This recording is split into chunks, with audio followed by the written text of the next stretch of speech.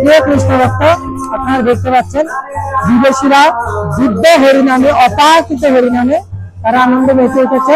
আপনারা দেখতে পাচ্ছেন শ্রীরাম মায়াপুরে একদম মন্দির থেকে সামান্য সামনে আসলে ওরা কি কত সুন্দর কীর্তন আদি শুরু করেছে দেখতে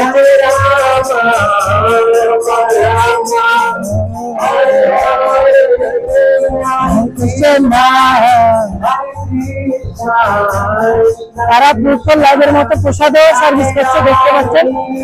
তাদের নিজেদের স্পন্সরে এই ফুটবল লাইভের মতো প্রসাদ ওরা সার্ভিস করে থাকে।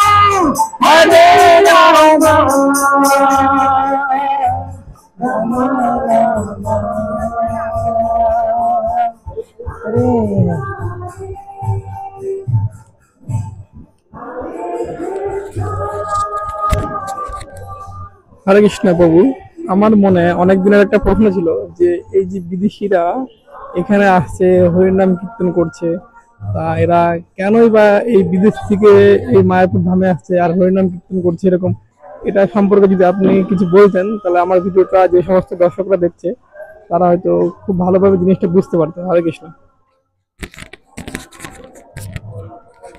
তারা আরে বল, আপনি খুব সুন্দর একটা প্রশ্ন করেছেন। কেন ওনারা এই হরিনাম সংকীর্তন কেন ওরা করেন? ওরা হচ্ছে মহাপ্রভুর দিব্য প্রেম লাভ করার জন্য তারা কিঞ্চিত মাত্রা প্রয়াস করেছেন। তো কিঞ্চিত মাত্রা প্রয়াস মানে অনেক অনেক কিছু রয়েছে। এই মহাপ্রভুর এই শ্রীধামে যদি মহাপ্রভুর দিব্য প্রেম আপনি লাভ করতে চান, এটা হচ্ছে একটা সহজ পন্থা, সহজ উপায়। বুঝে গেল? এই পন্থায় আপনি কি সুন্দর করে মহাপ্রভুর দিব্য প্রেম, অপাকৃত দিব্য প্রেম আপনি লাভ করতে পারেন। এটা হচ্ছে জগৎ গুরু শিলা প্রভুপাদ, যিনি ইস্কন প্রতিষ্ঠাতা অর্থাৎ যে কৃষ্ণ কৃপা শ্রীমুক্ত ছিল অভয় চরণার বৃন্দ ভক্তি বেদান্ত স্বামী শিলা প্রভুপাদ এই খড়ের ছাউনিতে বসে উনি ভজন করতেন।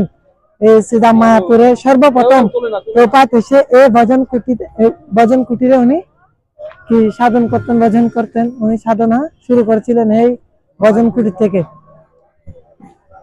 তাই মহাপ্রভুর অপাকৃত দিব্য কৃপার ফলে উনি এত বড় রাজপ্রাসাদের মতো একটা দিব্য রাজপ্রাসাদ করতে পেরেছেন উনি।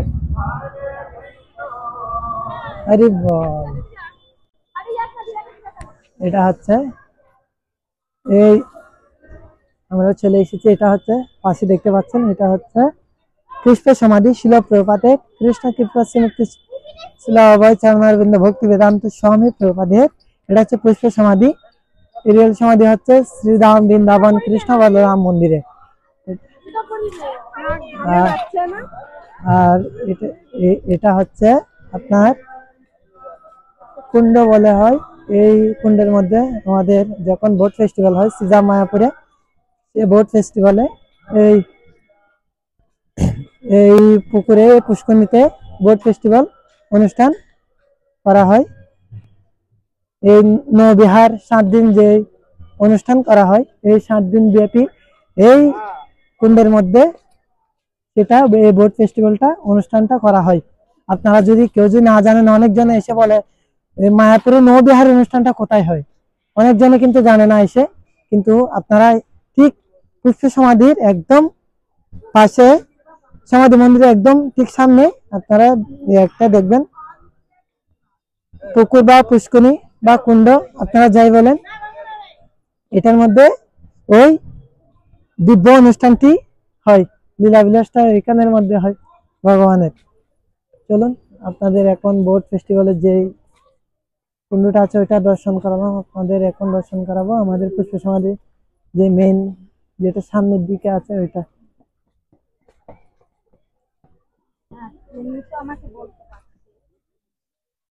এই এই পুকুরে চতুর্পাশে রয়েছে বৈদিক পার্কের মতো, সকলে বসতে পারবে, সকলে বসার মতো জায়গা রয়েছে।